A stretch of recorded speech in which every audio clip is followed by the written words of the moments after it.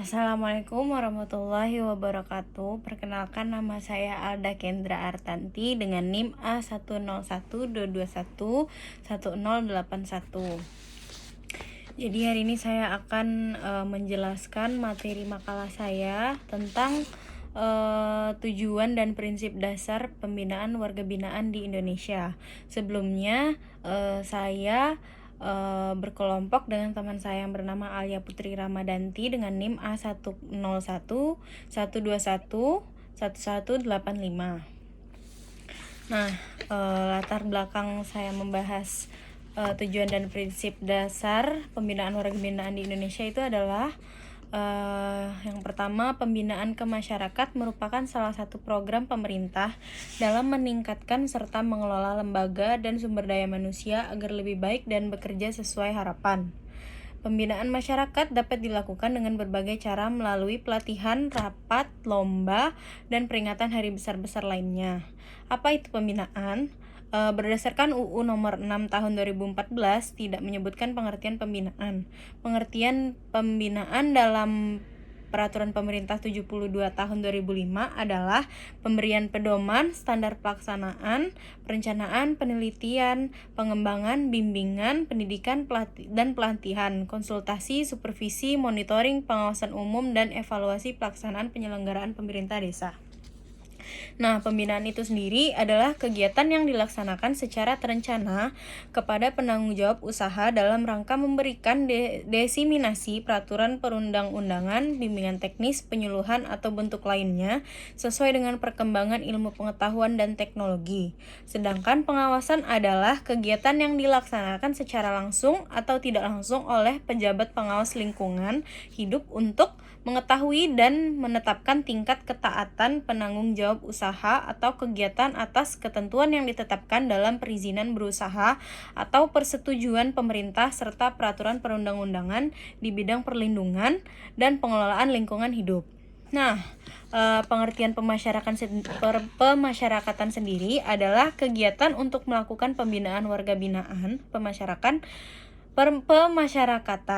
berdasarkan sistem kelembagaan dan cara pembinaan yang merupakan bagian akan pembinaan akhir dari sistem pemidanaan dalam tata peradilan pidana. Lembaga pemasyarakatan sebagai unit pelaksana teknis di dalam melaksanakan pembinaan terhadap warga binaan pemasyarakatan didasarkan atas 10 prinsip pemasyarakatan. Usaha atau kegiatan adalah segala bentuk aktivitas yang dapat menimbulkan perubahan terhadap rona lingkungan hidup serta menyebabkan dampak terhadap lingkungan hidup. Nah, dampak lingkungan hidup itu adalah perubahan pada lingkungan hidup yang diakibatkan oleh suatu usaha dan atau kegiatan. Sesuai dengan pasal 491 ayat 2 huruf A Peraturan Pemerintah Nomor 22 Tahun 2021 tentang penyelenggaraan perlindungan dan pengelolaan lingkungan hidup yang menyebutkan bupati atau wali kota melakukan pembinaan kepada penanggung jawab usaha dan atau kegiatan yang persetujuan lingkungan ditetapkan oleh bupati wali kota. Dan pasal 493 ayat 3 menyebutkan bupati atau wali kota berwenang melakukan pengawasan terhadap ketaatan penanggung jawab usaha dan atau kegiatan yang meliputi 1. Perizinan berusaha terkait persetujuan lingkungan yang diterbitkan oleh pemerintah daerah kabupaten atau kota, dan yang kedua, persetujuan pemerintah terkait persetujuan lingkungan yang diterbitkan oleh pemerintah daerah kabupaten dan kota.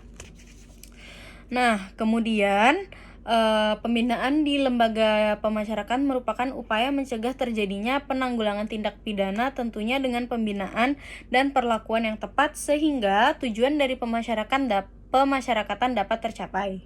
Dipandang dari sudut usaha pemberantasan kejahatan, kedudukan pemasyarakatan sangat penting, yaitu dapat mengukur berhasil tidaknya pemberantasan kejahatan secara represif sangat tergantung dari hasil proses pembinaan pada tahap praktik pemasyarakatan tersebut. Nah, kecenderungan berhasil tidaknya proses pembinaan di lembaga pemasyarakatan dapat dilihat dari tinggi rendahnya jumlah residivis yang ditahan di lembaga pemasyarakatan. Nah, apa sih arti residivis itu sendiri? Residivis adalah pengulangan tindak pidana. Nah, maksudnya itu adalah narapidana yang telah menjalani masa hukuman dari perbuatannya, tetapi kita kembali ke masyarakat, mengulangi kembali perbuatannya, bahkan menjadi lebih sering dan menjadi ahli dalam kejahatan tersebut. Jika jumlah narapidana residivis menurun dari tiap tahun, maka bisa dikatakan proses pembinaan di lembaga pemasyarakatan tersebut berhasil. Tetapi sebaliknya, apabila jumlah narapidana residivis meningkat, maka secara otomatis proses pembinaan di lembaga pemasyarakatan tersebut telah gagal. Nah, pembinaan narapidana itu adalah merupakan satu sistem, maka pembinaan narapidana mempunyai beberapa komponen yang bekerja saling berkaitan untuk mencapai suatu tujuan. Pada saatnya narapidana selesai menjalani pidananya, mereka dapat diterima di masyarakat dan tidak terjadi pengulangan tindak pidana, bahkan dapat ikut berperan dalam pembangunan. Namun demikian, pada kenyataannya, banyak narapidana yang telah keluar dari lembaga pemasyarakatan kembali mengulangi tindak pidana yang dulu pernah dilakukannya, atau bahkan menjadi lebih ahli dalam melakukan tindak pidana tersebut, sehingga seolah-olah pembinaan di lembaga pemasyarakatan adalah tempat kursus singkat agar mahir melakukan tindak pidana, dan tujuan dari pembinaan narapidana selama ini seperti yang tercantum dalam Undang-Undang Nomor 12 Tahun 1995 tentang pemasyarakatan tidak dapat tercapai. Nah, pelaksanaan sistem pemasyarakatan dalam hal pembinaan tersebut diharapkan agar mereka mampu memperbaiki diri dan tidak mengulangi tindakan yang bertentangan dengan hukum, sehingga diperlukan pula partisipasi atau keikutsertaan masyarakat, baik dengan mengadakan kerjasama dalam pembinaan maupun dengan sikap bersedia menerima kembali warga binaan pemasyarakatan yang telah selesai menjalani pidananya. Nah, kemudian rumusan masalahnya. Yang pertama, apa tujuan, fungsi, dan sasaran pembinaan masyarakat? Yang kedua, bagaimana prinsip dasar pembinaan warga binaan di Indonesia. Nah, kita bahas rumusan masalahnya dulu. Yang pertama, tujuan, fungsi, dan sasaran pembinaan masyarakat di Indonesia itu gimana sih? Nah, warga binaan pemasyarakatan adalah narapidana, anak didik pemasyarakatan, dan klien pemasyarakatan. Tujuan pemberian sanksi pidana penjara untuk membina yaitu membuat pelanggar hukum menjadi bertobat, dan bukan berfungsi sebagai pembalasan atau balas dendam, bukan ya. Dan juga tujuan dari pembinaan yang dilakukan oleh lembaga pemasyarakatan adalah agar warga binaan tidak mengulangi lagi perbuatannya dan bisa menemukan kembali kepercayaan dirinya serta dapat diterima menjadi bagian dari anggota masyarakat. Nah, selain itu, manfaat pembinaan juga dilakukan terhadap pribadi dari warga binaan itu sendiri. Pembinaan narapidana mempunyai arti memperlakukan seseorang yang berstatus narapidana untuk dibangun agar bangkit menjadi seseorang yang baik, menurut Purnomo tahun 1986. Nah, apa saja sih 3 tujuan sistem pemasyarakatan atau pembinaan masyarakat? Nah, yang pertama, memberikan jaminan perlindungan terhadap hak tahanan dan anak. Yang kedua, meningkatkan kualitas kepribadian dan kemandirian warga binaan. Nah, yang ketiga, agar menyadari kesalahan, memperbaiki diri, dan tidak mengulangi tindak pidananya. Nah, sistem pemasyarakatan berfungsi menyiapkan warga binaan pemasyarakatan agar dapat berintegrasi secara sehat dengan masyarakat, sehingga dapat berperan kembali sebagai anggota masyarakat yang bebas dan bertanggung jawab.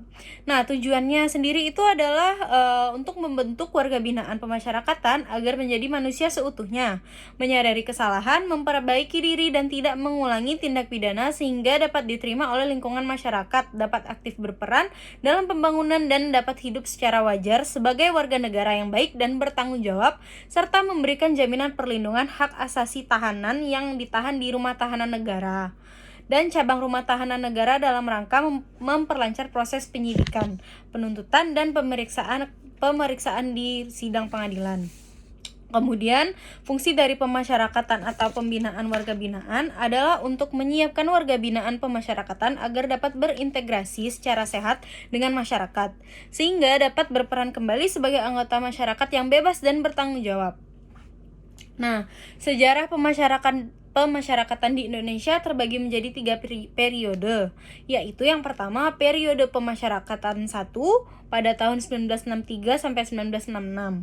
Yang kedua periode pemasyarakatan 2 pada tahun 1966 sampai 1975, dan yang ketiga periode pemasyarakatan ketiga 1975 sampai sekarang. Nah, kemudian titik awal pemisahan LP terhadap tingkatan kejahatan Jenis kelamin, umur dimulai pada tahun 1921 yang dicetuskan oleh Hijmans. Misalnya LP Cipinang untuk narapidana pria dewasa, LP anak-anak di Tangerang, LP wanita di Bulu Semarang. Hal tersebut dikonkretkan lagi setelah tercetus konsep pemasyarakatan oleh Dr. Saharjo, SH pada Konferensi Dinas Direktorat Pemasyarakatan 1 di Lembang, Bandung tahun 1964. Menurut Soma Dipraja, di mana perlakuan terhadap narapidana wanita diberi kebebasan yang lebih dibandingkan narapidana pria.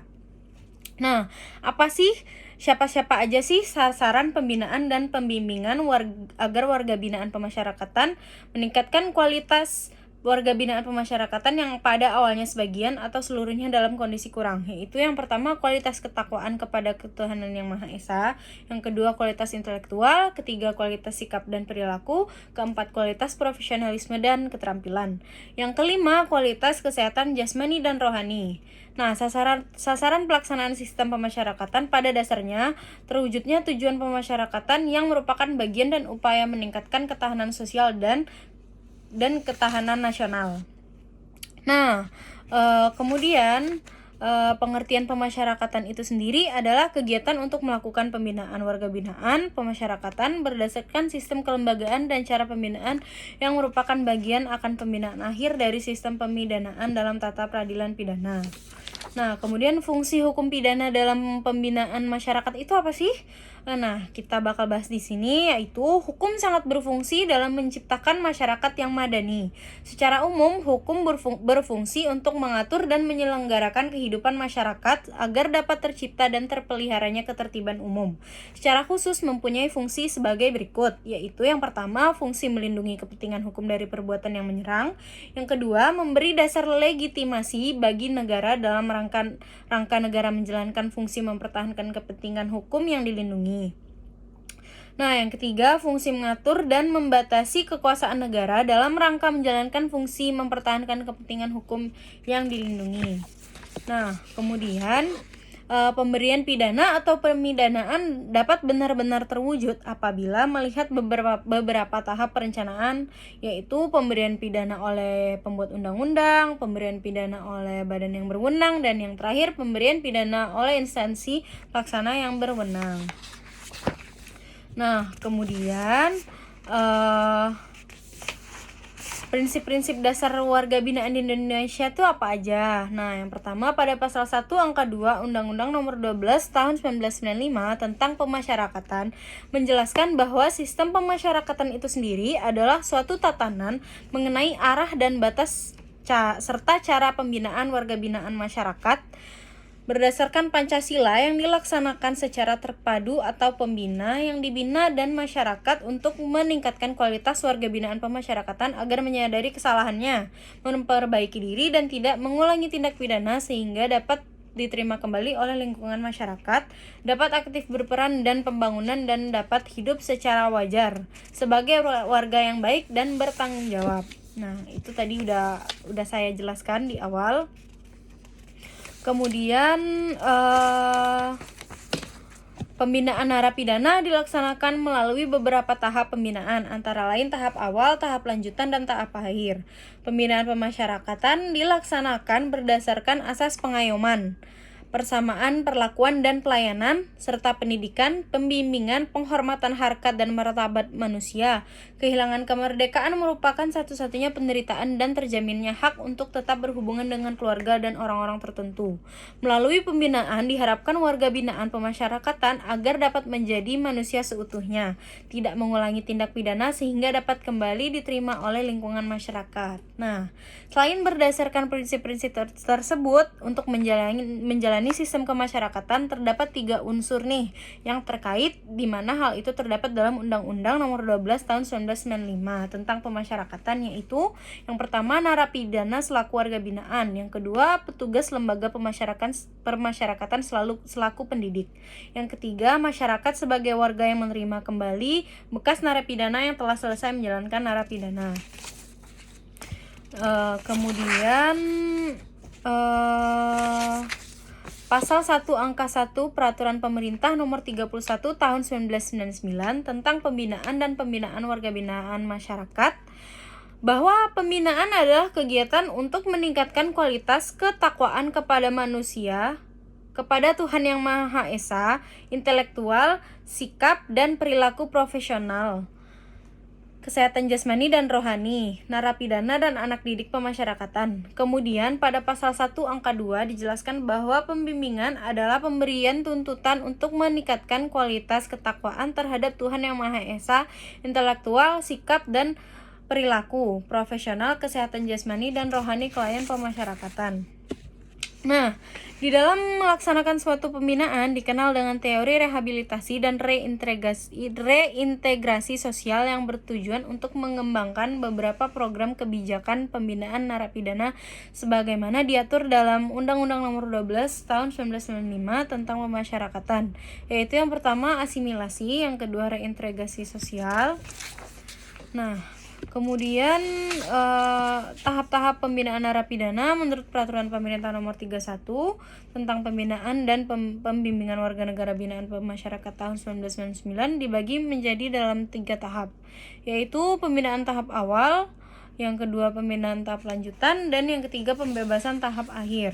Nah, konsep pembinaan yang dilakukan oleh lembaga pemasyarakatan terhadap warga binaan untuk mengurangi tingkat residivis antara lain dilakukan melalui tahap-tahap admisi dan orientasi atau pengenalan.